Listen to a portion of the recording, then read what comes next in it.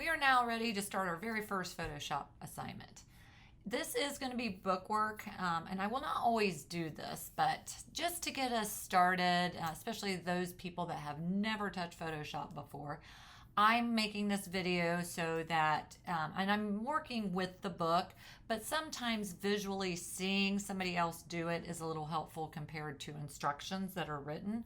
So I am going to go through many of the key points that are in chapter 1, okay, or in lesson 1.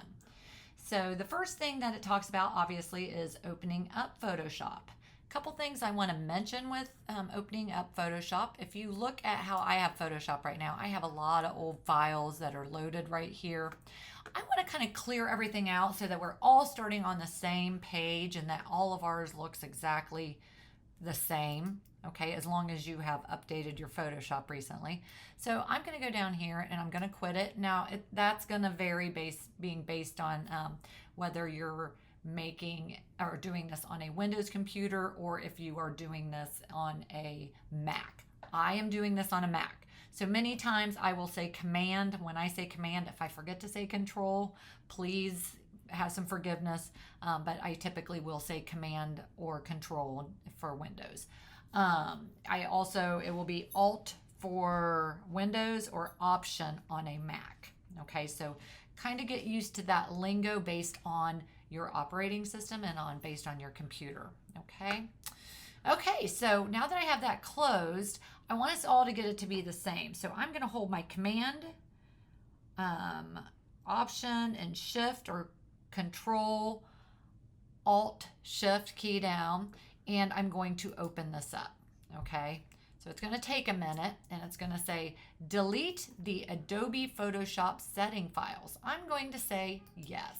Okay, now it's not going to delete any files. What it's going to do is it's going to set it back to preferences so that now it's going to remove these from the screen. It doesn't delete them off the computer, it just removes them from the screen. Sometimes I like to clean things up and just start fresh.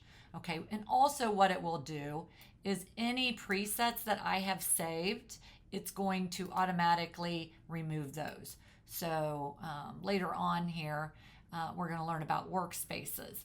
And if there are certain things in here that I might have had set, and so it might have removed some of those preferences and set them back to default.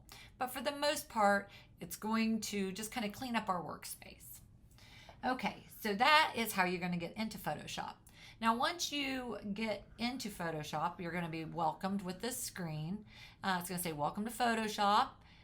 Start something new. Do you want to download a Photoshop on iPhone? It's going to give you options up here. You can drag images to start with. Up here in the upper right, it's going to tell you about your license that you have. Explore what's new. I love this feature. Okay, they didn't start this till probably about 5 years ago, but this makes it so nice because they change this constantly. So this is something that I constantly am going to. You can see they have a harmonize. That's a beta. So those of you that are unfamiliar with computer lingo, beta means that it is currently in a testing phase. They're still trying to work the kinks out. It's not full blown.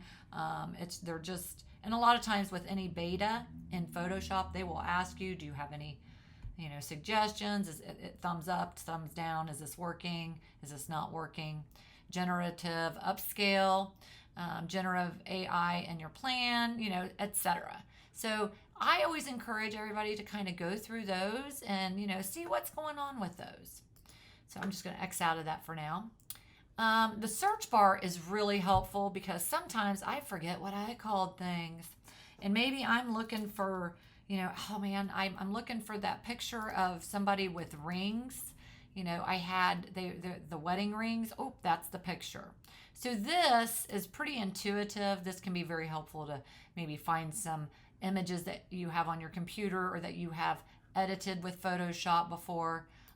So again, just something to keep in mind. This is your cloud. So anything that you save for them cloud, you can click on that. Over here at the left, new file. If we click on that, we have lots of different options that we can create. With Photoshop, we can create photographs, photograph size, print size. This is your standard sheet of paper, legal sheet of paper, tabloid, which is a little bit larger. You have art illustration. All of these, if you notice up to the art illustration, are all 300 resolution, because by default, that is what print resolution is. And then the rest of them are going to be, if you notice, the resolution is going to be 72 for web, mobile, and film, because those are all going to be formatted for screen. Okay, so you always kind of need to know, what is it that you are creating it for? Are you creating it for something that is going to be printed, or are you creating something that is going to be solely online? Okay, so that's kind of the first part of lesson 1.